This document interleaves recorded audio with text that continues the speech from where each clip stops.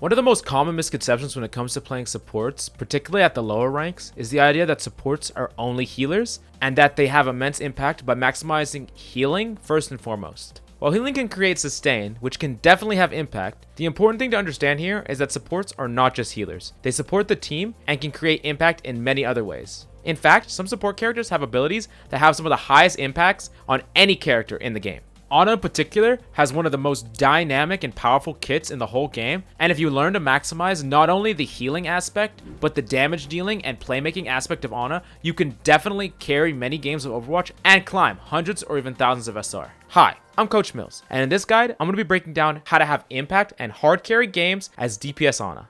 Do you want in-depth guides telling you everything you need to know to improve? Then come give our website a shot. GameLeap.com has hundreds of guides over every character in the game to ensure that you're prepared for any meta. Every single guide is made by Grandmaster players, so you get the absolute best tips and strategies out there, all in the same spot. So what are you waiting for? Come check us out in the links down below.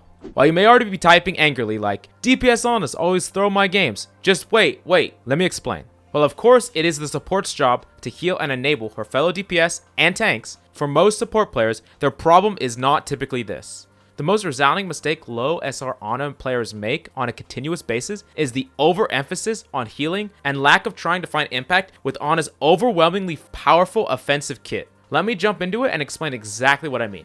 Firstly, Ana has one of the most dynamic and powerful kits in all of Overwatch. While she can create consistent long-range burst healing and sustain your team, her true power comes from the versatility of her support kit in order to get picks, create pressure, and outright win teamfights. Let's break down each aspect of Ana that can be used to have insane impact and connect it to the larger playstyle you should incorporate in each and every game you play to maximize your impact on Ana. Firstly, let's talk about Ana's Bionic Rifle. Ana's Bionic Rifle is actually an extremely powerful damage dealing weapon. Not only can you 3-shot 200 HP heroes, but being able to do this on a support is incredible. Ana can pressure characters like Pharah when your DPS are just not cutting it. While compared to something like a Widowmaker, you may not straight up kill a Pharah, the zoning that you create when doing occasional damage to her can potentially save your team hundreds of damage that the Pharah would have done.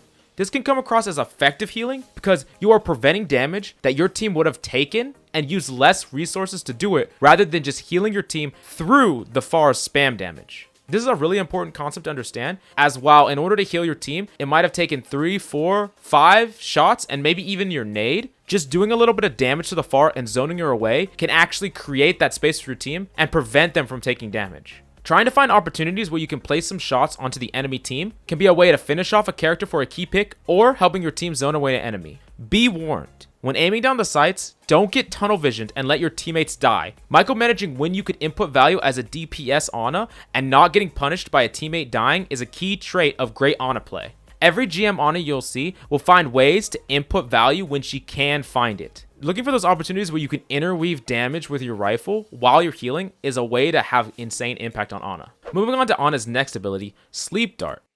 This ability can straight up get a pick and allow Ana to hard carry some team fights. Most characters that get slept can easily be focused down and killed by Ana herself plus one other person. While this ability is hard to hit consistently, practicing hitting sleep darts on squishies can be the difference between getting a pick yourself or dying. As for easy to hit targets such as Monkey or Hog, you need to always hit sleep dart on these characters. Due to the huge size of the tank hitboxes, hitting these consistently should be priority 1 before you move on and practice anything else on Ana. Keep in mind, towards the end of the sleep animation, you can do the basic combo of Bionic Rifle Shot, Bionic Grenade, and Melee, and this combo does 165 damage. This is enough to take out a flanking sleeping tracer, or help you burst down just enough in order to burst an already weakened 200 HP hero or more. Practice hitting squishies in tryhard free-for-all, especially divers like Genji, Doomfist, and Tracer. Learning the animations for things like Seismic Slam or the distance traveled on things like Tracer Blink can allow you to win these counter matchups through outplaying your opponent.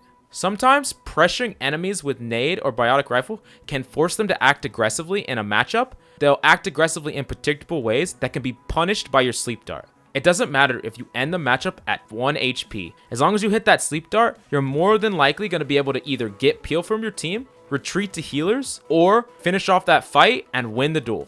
Lastly, let's talk about Bionic Grenade and why it's one of the strongest abilities in the whole game, and it's capable of destroying the enemy team and winning teamfights outright. Because of the base damage of 60 and the application of an anti-heal effect, often nades of 3 or more can be pushed by your team and can easily end up securing a team fight all by itself. This means you should definitely practice how to throw nades so that you can maximize your impact and the amount of nades that you hit onto the enemy team. Something that a lot of higher rank Anas learn is how to lob nades just above the enemy shield. Often hitting a wall just above the enemy team will impact all the enemy teammates underneath it. Nade can be used just as aggressively to secure single kills because of anti-healing. Look to use the nade to confirm kills on heroes who are trying to get peeled by their supports.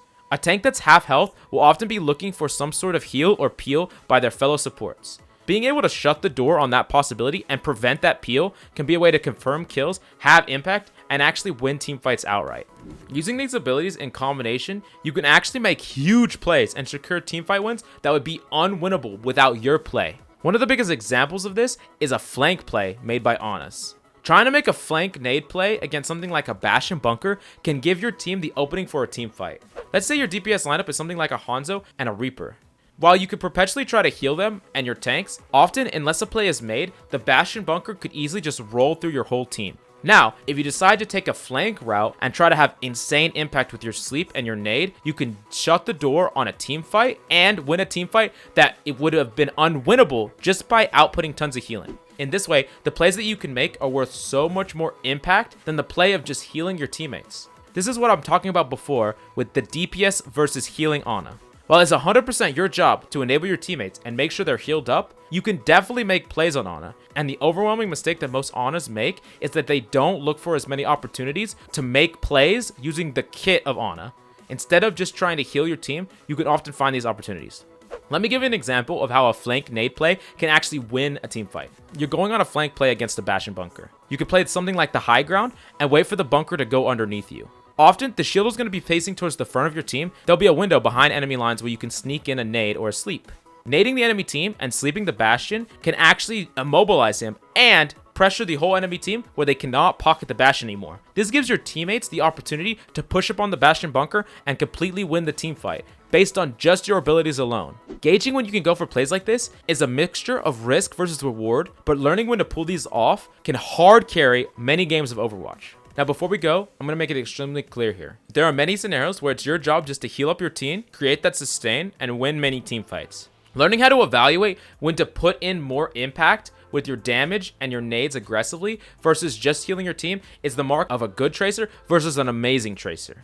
Sometimes you see an opportunity to have huge impact, and you should just go for that kind of play as long as it doesn't allow you to get punished by the enemy team.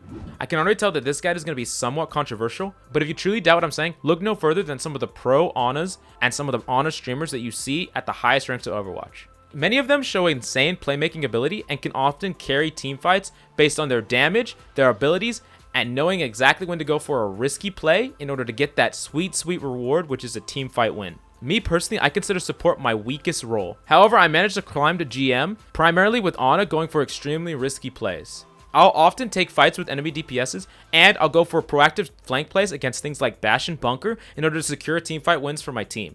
This proactive style of Ana can definitely win you a lot of ranks, and I think it's extremely underplayed and underutilized, especially at the lower ranks. You can get away with a lot more than just healing, and often you should never find a downtime on Ana unless you completely won the team fight. There's often something else that you can set up for, or something else you can do in every single fight. If you find even a moment where your teammates are healed up, look for an opportunity to make a play with your rifle or some of your abilities. Anyways, I hope this guide has been extremely helpful for you. Agree or disagree, I would love to hear about it in the comments down below. I'm Coach Mills, and until next time.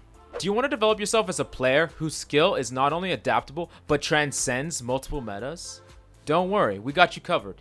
GameLeap.com is the only place where you'll find skills that work you from the ground up so that you can have the solid fundamental that can transition through any meta that you can come across. Not only that, but we have hundreds of videos that stem from in-depth guides to tips and tricks that can help you be prepared to dominate your ranked environment and get that sweet, sweet SR. We're so confident that our product will help you that we offer a 10-day money-back guarantee. Come check us out risk-free in the links down below.